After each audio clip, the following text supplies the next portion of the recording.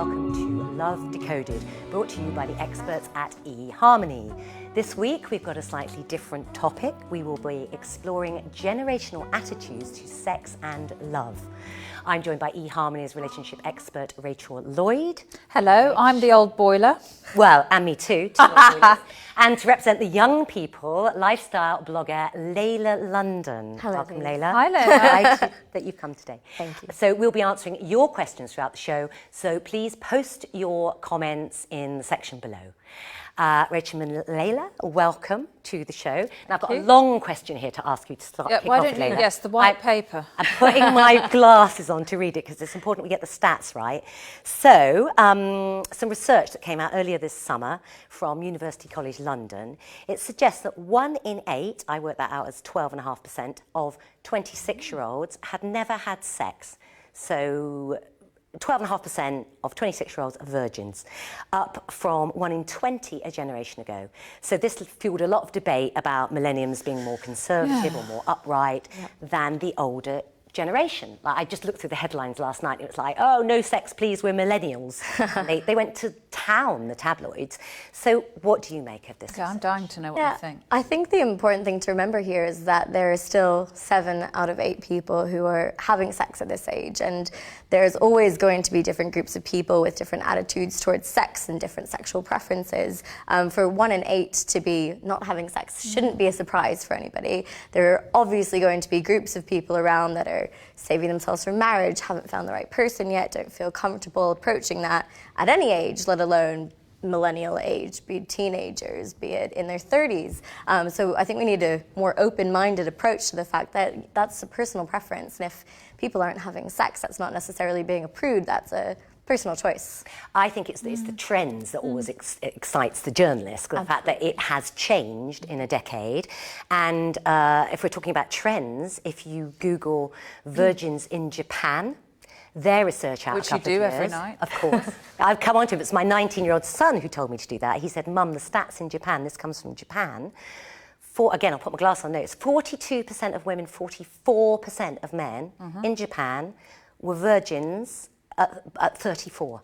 There's this, they think it's a whole societal problem because they've got this aging population, and the younger generation, they're just going, we don't want sex. There's been all this analysis. But what's the theory? Why don't they want sex? So some of the theory is economic. They've had a downturn in the economy, so young men especially don't want to have sex before they're married, and it's to do with shame. They feel they're less of a man if they don't earn a lot of money, so they can't approach a woman. Wow. And then there's this theory that because they're doing a lot of virtual sex, this idea of the pornification of society, it's safer because it's so exposing to have a proper relationship. So they are getting their kicks through that. Yeah. And so then the analysts would say, is that trend coming over here? Because you know, I mean, just to tie in with eharmony research that we've actually done with Imperial College London, every year we do a report called Future of Dating, and we look at trends going forward.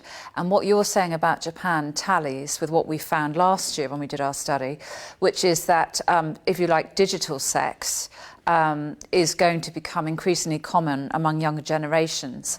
And some of them may even go through a whole lifetime without actually having flesh-on-flesh sex, which is quite alarming. Of course, there will always be, I think, a majority that yearn for intimacy and want real relationships. Absolutely. But I can see why, in a sense, if the technology is really good and, you know, it's getting better all the time, you can almost have a relationship entirely in a digital world. Yeah. You know, it's almost like virtual reality, I suppose, but it becomes your reality. Yeah. I'm not saying that that's a good thing, and obviously it's not something that we'd champion, but it's nevertheless interesting. But it's fascinating. Yeah. It's fascinating. What do you make of that? Do you think that's the way things are going? I don't necessarily know it's the way things are going, but I do remember watching a documentary a few years ago about sexual culture in Japan and how things are changing and that it's becoming much more virtual. And a huge contribution to it was that women in Japan, who have always been seen as second-class citizens, were starting to become CEOs, starting to reclaim their space, starting to become their own individuals, and that was really intimidating for men. So to have an almost docile virtual girlfriend or whatever else fills that intimacy hole for them is is no longer replaced by actual living women, but it's much easier and manageable to have a virtual Because we're too much trouble in real life. We are, aren't we? And that I thought you were going to say, I saw a documentary last year, I wonder if you two saw it, about the development of very smart AI sex dolls. Yeah, I've seen that. Yeah. And, you know, the guy who they were doing the quite prototype creepy, with. though. Oh, really creepy. But again, I could see why. If you are terrified of real relationships, intimacy. Yes, real intimacy. Why? And again, it's about the docility. You can have her created to be exactly what you, and she'll never answer back. She'll never ask you to take the bins out or empty the dishwasher. Yeah. But this is a bit boring, though. Big Brother dystopian future, isn't it? Yeah. Well, we also know from our research that people who over-index on the eHarmony sort of algorithm, if you like, as intelligent women, see a slight decline in interest. And that's something that really surprised us. That's new research that we found. It really shocked us, actually, but I don't know why it does. Yeah. Perhaps we like to think that we're this massively progressive society, but at some level, we're still super traditional, you know, and there is a kind of paradox going on. And in fact, again, what I read in my research, which totally chimes with my own hypothesis, is that the hypersexualization of society, the increasing, like the pornification, but it's so hyped up, has actually made young people, and maybe all generations, more fearful of like performance, getting it wrong. And someone said this thing about, you know, and this brought me to think very highly of eHarmony, how useful it is. It said, so many people now, they tick the kind of just sex, just hookups, because it's too humiliating to say, actually, I'm looking for love, romance, a life partner. They're covering themselves emotionally. And they're saying that, but that isn't really what they want. So that if the other person doesn't want it either, they haven't opened themselves to rejection, failure, humiliation. So I thought that's so the place for sites like eHarmony, because at least you can be honest and say, you can say I am exactly looking what you for want. love, I'm looking for a life partner, and not having to pretend you just want sex. Well, you only really come to eHarmony if you're looking for a relationship, a meaningful relationship. So in a way, that does filter for you, which is a fantastic thing. Isn't it? But I mean, I am still really quite interested in this research about millennials. And I think, is it 1 in 8 people are virgins at 26? Yeah. So I think I must... I don't know, I grew up in an environment where being a virgin was a shameful thing. You know, like if you were... People at school, I remember them talking in a sort of sexual way when I was in my early teens, and it was too much for me. Yeah. Like people were dating and there was an ambiguity about what dating meant. Like we're talking about people that are pre-16. And then after that, I mean, there's films like The 40-Year-Old Virgin. You remember that comedy?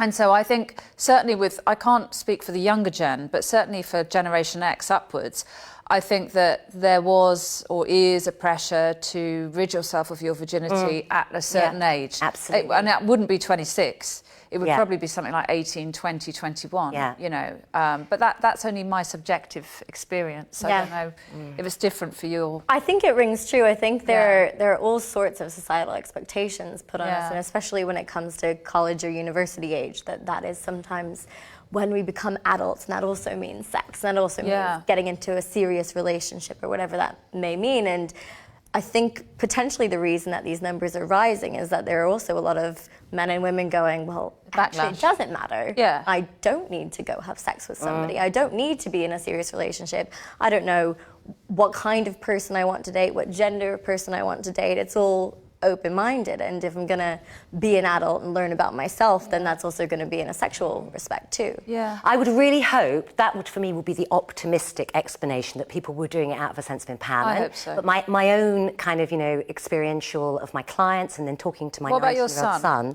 Yeah, he said, the 19-year-old said in his uni hall last year, like 6 rooms around a kitchen, 2 of those, 1 male, 1 female, were virgins, not openly admitting it, but he knew. Yeah. And he said the longer it takes, like the woman was really, it felt like a burden to her, it was embarrassing, but both of them said, you pass a certain age and you get really fearful that you'll get it wrong. The first time will be humiliating. And again, I read something on the internet last night that said they thought men past a certain age, because you have to be more performative as a man, and they've been brought up, a lot of their sex ed comes from porn. Yeah. And so this idea of like the constant erection, and that's what it means to be a man, they fear of humiliation, like a girl might put them on Facebook if we they didn't have access to porn in the same way. Like you might get an old VHS tape that was sort of, you know, battered from somewhere, and all share it and go, oh my goodness. But you didn't have, you know, the digital porn movement. I know, which again, my son said you're seeing that stuff now in the primary school playground. You are seeing that under 11. You're seeing that at 9, 10, 11.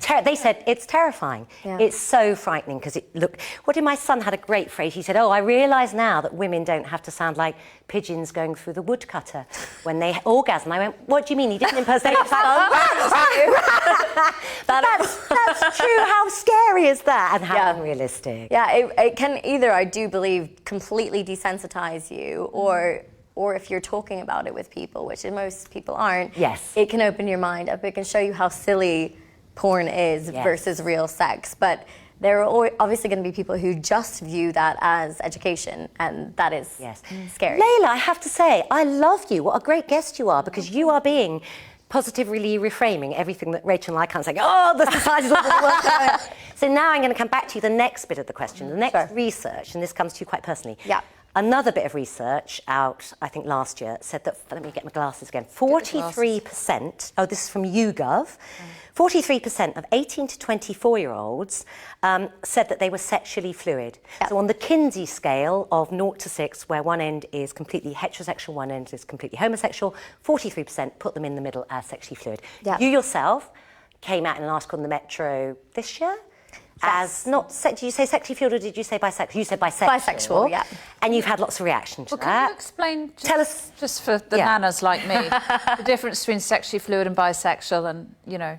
I think me personally, it's all very relative. I think there's terms for everything. There's pansexual, which is open to everything, be that trans, man, female, whatever the person is identifying as in their gender. Me, it's bisexual because I identify as a woman. I am open-minded towards both men and women.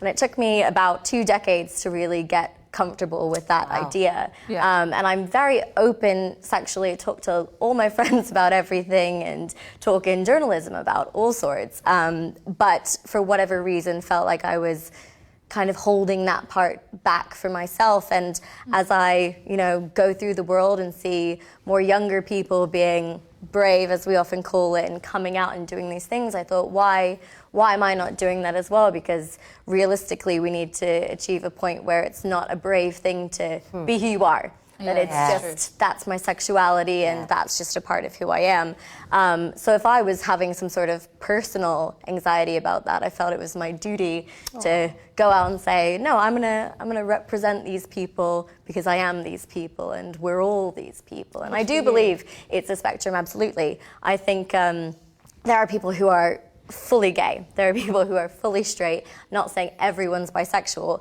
but for the majority of people, there is somewhere on this Kinsey spectrum where people will lie, and that could be that they find men or women more attractive or more sexually appealing, but maybe don't ever want to date one. It could be people that are completely open-minded. It doesn't really matter who you are. You don't even see gender.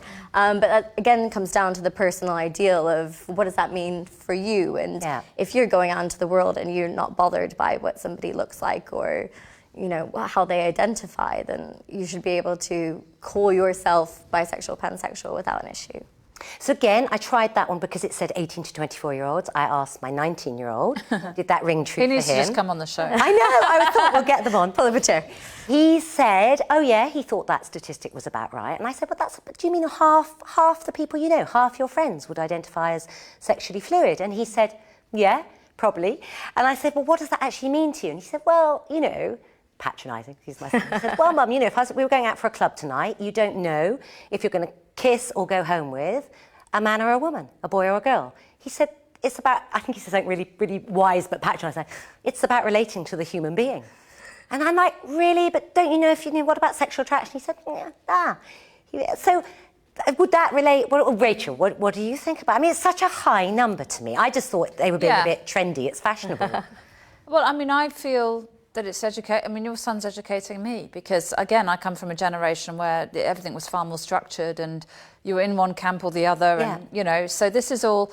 I guess what's really extraordinary is the evolution of the way that we identify and we behave and the fact that that's happening quite fast. And that I really find, from a sociological point of view, I can't say that, I think it's really fascinating. You know? Do you think, both of you, that is then speeded up by the digital age? By dating apps, by people blogging? People can be more adventurous through the digital world, can't they?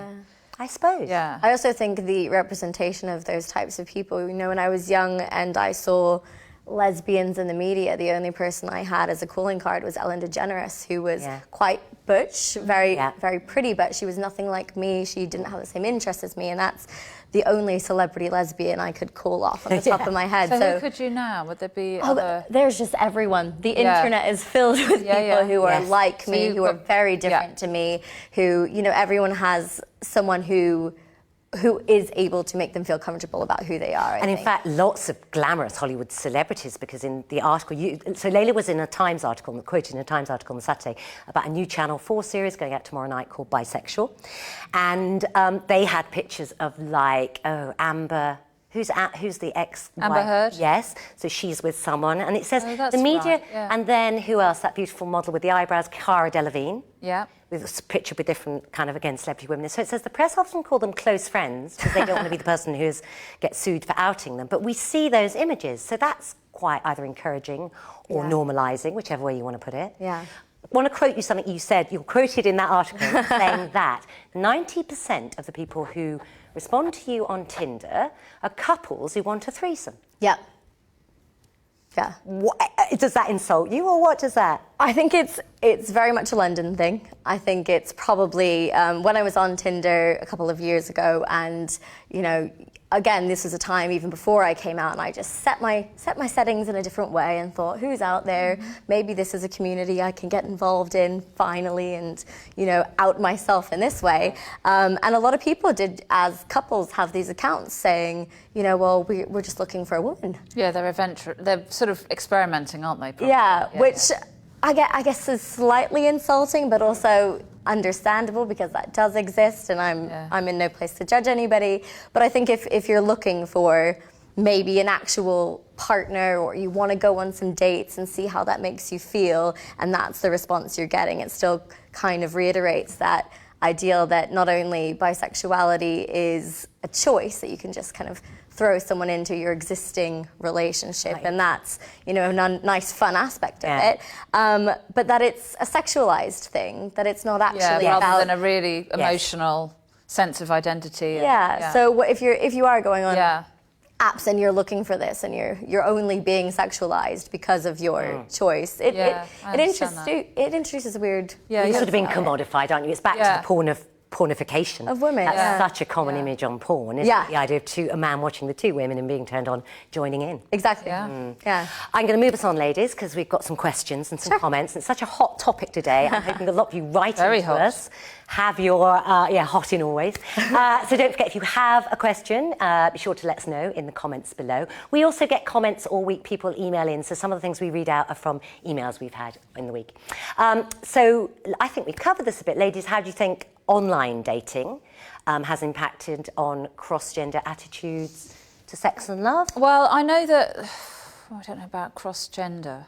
I know from my own perspective and the research we've done that in terms of the blending of cultures and people sort of travelling long distances and overcoming those kind of barriers, online dating's definitely changed the landscape. And of course, there are lots of what we call e-families now. So, you know, we know that there's about 18 eHarmony babies born every day in the UK. Really? Things like that they're a lovely, you know, benefit of online dating. But the more racy stuff, you probably have more of a view on. Oh God, I would hope not. It's a big it's a big question, isn't it? Sexualising Lela. Thanks, guys. Jackie. I think, like you said, online dating has such opportunity. It introduces you to people you would never meet otherwise. That does mean people's sexual preferences, their choices, the things they want to explore about themselves have this brand new landscape to go wild in. But it also does mean you can find love and you can have babies if that is also that's your choice, and that's the nice part of online dating. You're also very able to say, I am looking for love, or I'm looking for this, or I'm looking for this, and be unapologetic about it, which is... I would say that there is insight that there's a paradox of too much choice. So online dating, you know, it has some marvellous benefits, but there is also that sense of There's so much going on, isn't there, online? And there's constantly, especially with your swipe apps, there's sort of a never-ending menu, a sort of like carousel. Yep.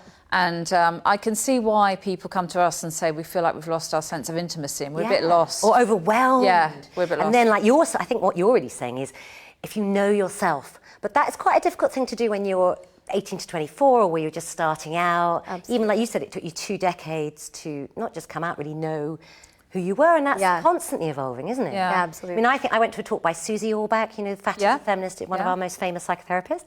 She, unbeknownst to me, had split up with her husband of 25 years and gone off with the writer Jeanette Winterson. Ooh. But she was talking about this new thing she'd come across, which she was calling post-heterosexuality. Wow, kind of never heard that. Me and all my mates in our 50s were like, oh, that's interesting, post-heterosexuality. So, that's a kind of interesting idea of our times, isn't it? Yeah. Which, again, we might come on to later. Let me take the first question here, because we've got our first audience question. Jed asks, regardless of age, does the panel think that open relationships can ever work in the long run? Oh, that's a bit of a left field. I would say yes, and this is only based on people I know in my personal life. I've seen people who really struggle to be in a monogamous relationship with each other explore that option and have a very strong, very communicative, very loving relationship. And I think those are all of the things that everyone is looking for when they are looking for love. It's not for everyone. It wouldn't be for me. It wouldn't be for most of the friends that I have. But I think for the right people who have more than one sexual impulse, or maybe they're open to lots of different types of people and feel those needs are met by different people in different ways, if that is what gives them the strongest relationship, then I think it can absolutely work. I think we've talked about this a little bit. We've touched on this, the idea of polyamory. Well, polyamory is potentially something that is on the rise according to the future of dating. But I suppose I'm more of a traditional person. I think from a personal point of view, I would find it too difficult. I'm too sensitive to share the person I love with other lovers, and that's just the way I'm wired. But I know people that do. So what works for you, fine. But I just think I'm too insecure. I don't think I'd be able to relax. But that's also your personal preference. Yeah, exactly. You're not looking for that. You want one person. Yeah, I find it like one person is enough for me to focus on. Do you know what I mean? Because I'm quite an intense person. Yeah. And when I feel something for someone, I choose to be single a lot of the time. So when someone comes along that I really do fall in love with, I really want to focus on them. Yeah. So, but never say never again. You just don't know. So although polyamory is on the increase, is it still a tiny percent? It's still niche. What, 1%, Well, 5%? What's the stats say? It was something like that. It was very low and marginal, but that was sort of also future gazing. Okay. So the suggestion being that it will rise. But I don't know if have either of you seen the documentary about the Mormon community in Utah? Yes. There's one on Netflix, and there's a guy. And there's this it's quite interesting because you see these polyamorous families where the man has several wives and they're sort of sister wives. And some of them work brilliantly and some of the women are really happy and the men. But others you see, it just depends. Like some of them really don't, those sort of families, so the women feel like they're rivals, and one or two of them get emotionally very distressed. Yeah. And even the man that you think, in an old-fashioned way, you think, oh, it must be his dream come true. He's like exhausted dealing with all the different emotions and responsibilities. Not the sex, but the emotions. And it's like, particularly a certain time of the month when everyone harmonises, I just want to leave town. That's so, right. Yeah. You see, interesting, I was going to say, it's just my prejudice. I have no sort of client experience of this, or my own, really. So it's kind of always, but my impression is, it always, like, women are doing it to keep men happy, or where it exists in cultures, it's always the man with many wives because he can afford them and it's a status thing. It lacks equality. Yes. A lot of the time, yeah. And so the idea that I can't think I've ever heard of a woman Well, there's a perception that's the way men are wired. They need lots of choice, whereas women just are emotional creatures and we only need one option. Yeah. So, and I think that's quite sexist. And every statistic ever would say that's completely exactly. That research with the monkeys. Yeah. That women. Do you know that women were aroused? The monkeys. Do you know that? The monkey. Oh, they were doing what aroused us? Sort of genitals were wired up. It's kind of big. Oh my God. Research. Men were either aroused by images videos of men if they were... That was quite black and male white. monkeys? No. They were shown a variety of images very quickly. And women were aroused by, like, everything, including images of monkeys mating, whereas men, if they had identified straight with either women, men, it didn't really have a lot because of the empathy that women often do have, and that's purely scientific. That's not the preamble of female brain, but that's that women feel empathy in sexual situations, be that animals or something that reminds me of sex. Yeah, because the men are seeing the visual act and they can say, I could be that man in that act, where the women go, can relate to it's sensual. Yeah. Okay. I thought they were using it as an explanation that women actually had at least a high libido, maybe higher. Oh, they absolutely do. Yeah. I'll move on to the next question. Thank you. Oh, great guess, isn't it? Okay, so do you have a question to join in our very lively session this morning?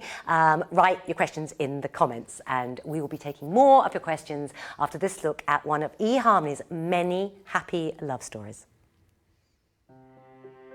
It makes you think about dating and relationships in a completely different way. Outside of eHarmony, I think it would be very hard to think about core values, and certainly meeting somebody for the first time, it's usually very, very difficult to know what their core values are.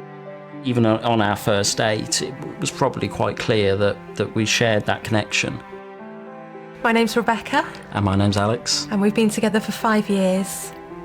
We chose eHarmony for various reasons. I really liked the fact that it was a paid service and you knew that people were taking it more seriously. I found that the people that were suggested to me were very good matches generally. We had a lot in common, or we shared similar values, and that was really important to me. We have loads in common. To start off with, just our personalities are very similar. I think we've got a very similar sense of humour. We're both into music. We like going for walks, we like going to restaurants. But yeah, the underlying values as well. Our morals are very, very similar, aren't they? And certainly I could tell within the first few dates that what we were going to have was, you know, a successful relationship, and you know, we've come really far.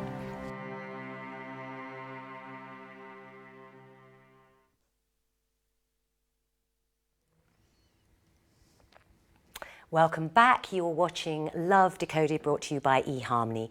I'm Jackie Marston, and today I'm joined by Rachael Lloyd from eHarmony and lifestyle blogger Lela London. We're talking intergenerational attitudes to sex. Very juicy topic, so how it's changed in the generations, what's going on today with young people. So if you have any thoughts on that or questions, please join in with the conversation in the comments now. And Andrew asks us, my mum recently joined an online dating site. She's in her late 50s and her sex life is far more active than mine. I'm mid-20s. Is this normal? Oh, thank you very much for that, Andrew. Ladies, what do we think? I think Andrew sounds a little bit envious of his mum, which is... Over to you as the guest expert. It's normal, isn't it? It's all normal. You don't lose your libido at any age. You don't lose the want for intimacy. And if she's actively going out and looking for partners, and Andrew might not be, then if she's having a busier time, then that's as normal as it will be for her. Andrew, get yourself on a dating. Yourself an eHarmony. Yeah. Absolutely. There is that thing probably within that question of that we always hate the idea, it's a sort of Oedipal thing, isn't it, of our parents having sex. Yes. They have sex lives. I agree. I like to think my parents only ever did it, how many kids have they got? 4 times? Yes, exactly. And that's it. That's very And common. that was with tops. they had all their clothes on. Hole in the sheet. It's yucky. We don't want to... I don't know what the psychological roots of that is. It's like they're our parents, they're in a box, we want them to be desexualised in a way. So I think if your parents have split up, either are dating a lot, God forbid, telling you details, that is a bit... Andrew, tell your mum that's a bit... Too much information. Too much information. But there are... I haven't got the statistics on this, but I have been reading, because SDTs amongst the over 50s... The Silver Surfer lot, have been increasing, haven't they? So there is definite evidence. Well, actually, older even, the 60s and 70s, So STDs are more prevalent amongst their, percentage-wise in their generation than in younger gens. And that's because they're... embracing the new liberating atmosphere. And the digital technology.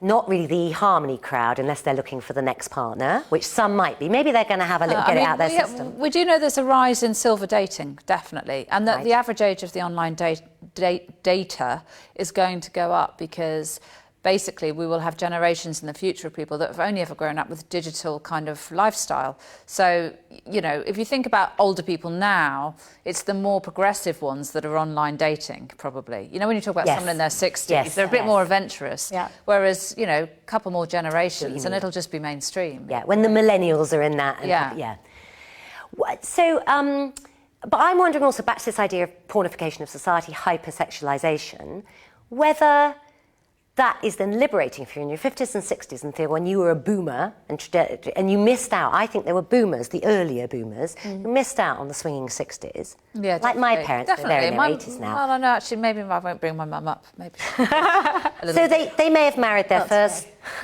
boyfriend, girlfriend, or not had many partners because you didn't really, or it was frowned upon, and then maybe been in a long marriage, which is now broken up, split up, whatever, or maybe a bereavement. That's right. So now thinking, I want a bit of fun. Or that would be your optimistic, because I love your optimism, or feeling a bit of peer pressure, because I know 50-something friends who their friends say, oh, get out their date. They don't really, they're a bit scared of it, but they sort of feel they have to. They feel a bit of pressure to do that. That's interesting. Yeah.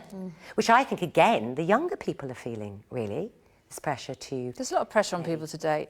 But I read some research, a new study in America by a casual dating app, whose name I won't mention, basically says that a lot of millennials are now quite proud and liberated about being single. They no longer think single has to be temporary, and they no longer feel that they sort of have to sort of, you know, get rid of it. Right, that's so good. What I'm saying is the stigma is gone. Whereas I think older generations, it was like, how can you still be single? Well, how can you be single, Jackie? You're just so attractive. You know, it's all of that. Yeah. And it was always aimed at women more than men. Always. There's something wrong with you if you haven't coupled up. What's going on? Do you think that's so no, true? Absolutely. Yeah, I think men have always traditionally been more known and more stereotyped for being somebody that can and will date as many women as they want, or sleep which is probably unfair too, because I know Aaron, that's behind the scenes, is a very nice man. We must get Aaron on as a guest one day. Yeah, no, sorry, Lela, carry on. No, it's true, and you have these expectations that men feel they have to live up to, whether that's their choice and that's how they personally want to date or be with people. And women at the same time, if you are attractive by anyone's estimations, or you're smart by anyone's estimations, if you're somehow not with somebody, then there's something wrong with you, which is a terrible idea and something that perpetuates across all ages. It's almost like just go out with anyone. Just, you know, for God's sake. You deserve it. You deserve that guy over there. Well, we did that whole episode a couple on settling. Which is, you know, terrible, and the psychological and emotional costs of thinking that might even be an option. Yeah. It's terrible. Well, I remember there were theories in my family about somebody who was older than me, who had been a male, who had been single for a long time, just assumed, oh, he must be gay. Yeah. There was no evidence to support that at all, but it was just like, well, he never got coupled up. So men do get hit with that stick too. Absolutely. So I'm really pleased that people don't feel they have to be in a relationship, because that's not what we're about either. Well, I think if we go back to the choice, you know, the fluidity, which is sort of our, you know, topic for today in a way, or different over the different generations. If that fluidity of these 18 to 24-year-olds isn't the 43%, isn't just a kind of trendy them rebelling against generations that will come before us. If that carries on, this idea I fall in love with a human being rather than a gender, and that my own gender can kind of manifest in different ways. I can wear different clothes. I mean, I really like that, this sort of fluidity of dressing. As a lifelong tomboy, I love the fact that I could wear more male clothes, and someone will say, like, why do you always wear trousers? Or why don't you wear makeup? Or God forbid you might be a lesbian. Well, yeah. Honestly, come out next week. All the years I've had short hair, people would say, like, yeah, that's a lesbian haircut. It's not a lesbian haircut, though. That's a bob, isn't it? Oh, not now, but for years I had it very short. Oh, okay. Really? Yeah. I love short hair. Really. Oh, I'd love to see this. This is the longest I've ever had my hair. But now you can be hair fluid. Hair fluid. Where was I going with that argument? That, I would like to think that if that continues, there won't be this stigma against singleism as that movement in the States. Yeah, singleism. Because the fluidity, people will pair up. They might pair up to have a child. They might parent for a bit together, co-parent. And fluidity will come into everything. Yeah. And wouldn't that be a brave new world rather than this sort of dystopian that the Japanese are just having sex with sex dolls? Yeah.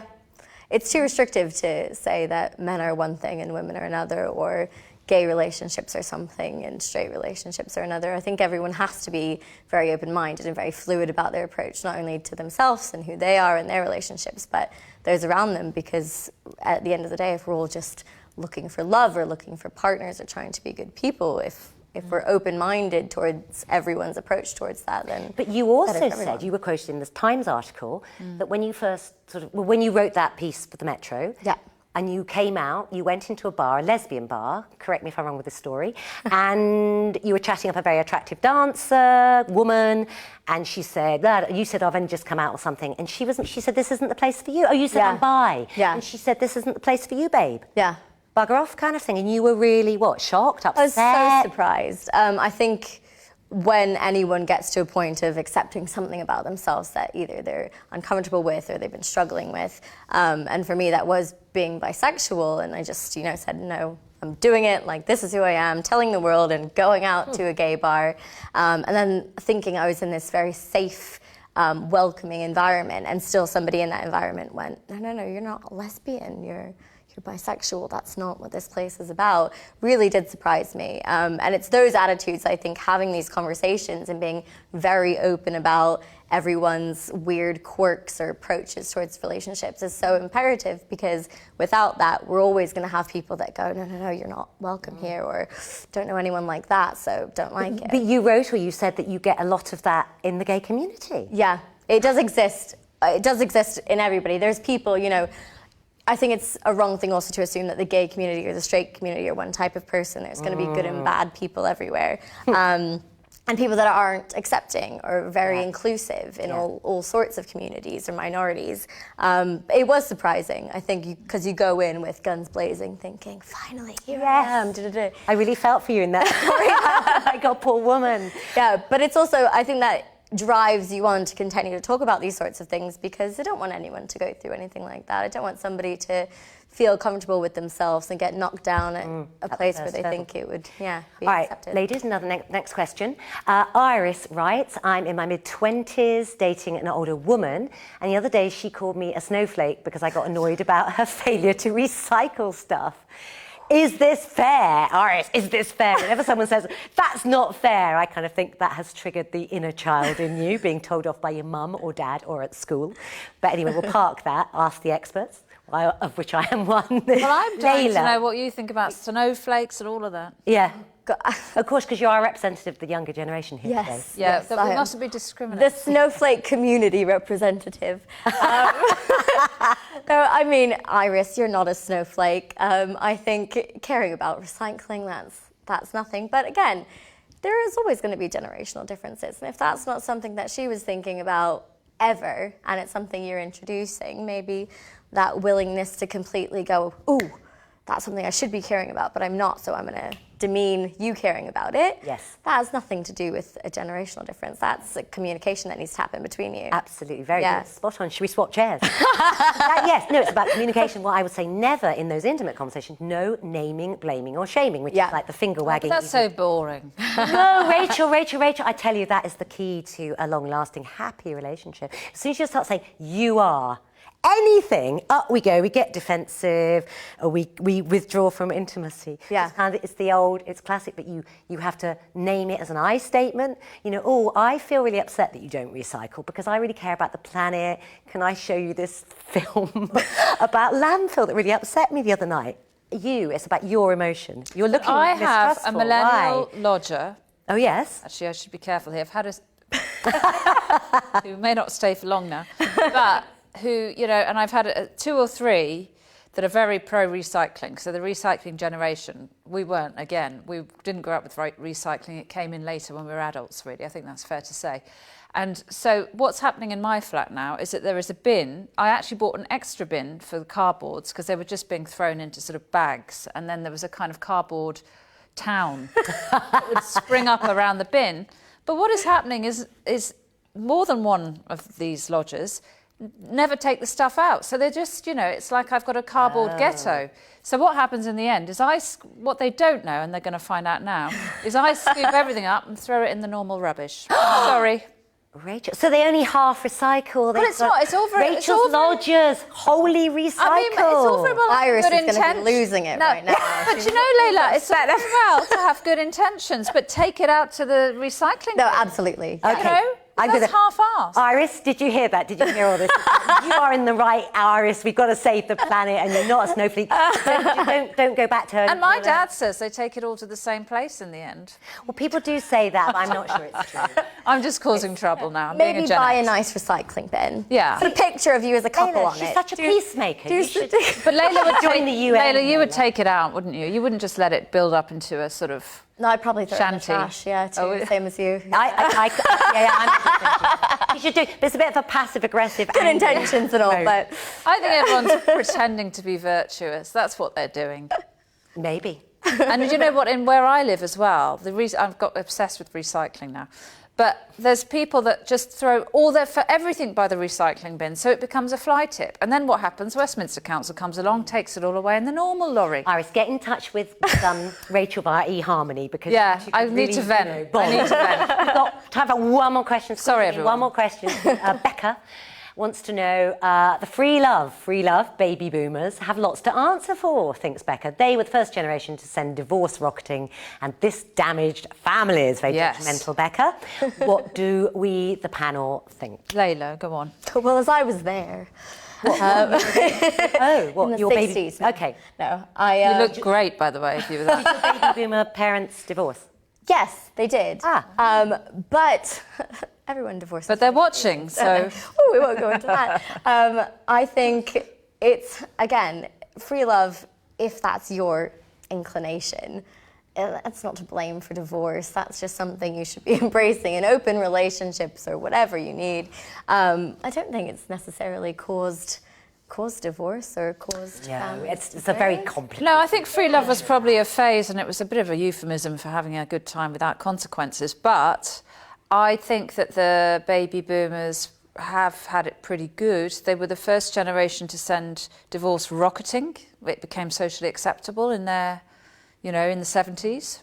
And they changed the law as well, didn't they? They did. They did. And actually, we wouldn't all want to be trapped in. I mean, the 50s. To be fair, yeah, exactly. So some of that progress was brilliant, obviously, but there's always going to be casualties. I do think the 60s created this kind of no consequence kind of theory that maybe people used as a kind of get out for actually sort of committing and being a committed. I don't know. I don't know. I think the 60s generation cared about the planet. They were politically active. Did they recycle? I'm sure they started recycling. Oh, okay. All right. They did. I made a video 30 years ago for this charity called Away with Waste. Oh, no, that's the name of our video. No, is that the charity? Anyway, that was 30 years ago. They were lobbying for councils to do recycling. And we filmed on a landfill. That's actually why I'm passionate about. No one else in my house is. Oh, wow. And they're really shocking shots. You do your aerial of all that stuff with the birds coming around, all this stuff we are burying, and it's going to come up. Horrible, it's isn't it? really disgusting. Yeah. So once you've seen that... But don't you think we should also, if we're going to save the planet, we should all go vegetarian immediately? Yes, that's probably true as well, about sort of stop eating red meat. We are so off topic, aren't we? I know. Kind of so but it is we also... Yeah. Who would like a last word? Lela, you're our lovely guest. Have a last word here. About whatever, really. We could be talking... No pressure. Talk about the UN for a bit. Yes, I think we should become a peacemaker. No, I think the whole stream of conversation today has basically been about the changes in generations, the changes in people's approaches, how millennials affect that, how older generations are now getting in on millennial action and all that good stuff. But I think the best approach to have just as a collective is just that most of the time these people are changing their minds or doing these things because they now feel able to. They feel that they have more rights than ever to be with the people they want to be with, to say the things they want to say, and to be these individuals and be proud to be these individuals. People don't feel they're brave if they come out anymore. People just feel like that's a part of who they are. And that's a really good idea to have, whether you're 16 or 16. Be who you are. Yeah. So Especially in dating. Hugely positive. Yeah. We will end on that hugely positive note, I'm shall we, happy with that Rachel? bombshell. I think it's good. Us Eeyores in the corner for the time being. So that was our last question, our last comments from our lovely guest, Lela. If we didn't get to your questions this week, join us at 12:30 next Tuesday when our topic will be single parent dating. For more dating advice in the meantime, just Google eHarmony dating advice, and for all our dating articles and tips, there's loads on the website and some really good gems there. So many thanks again to our guests, Rachel and the peacemaking Lela. Have a great week and goodbye.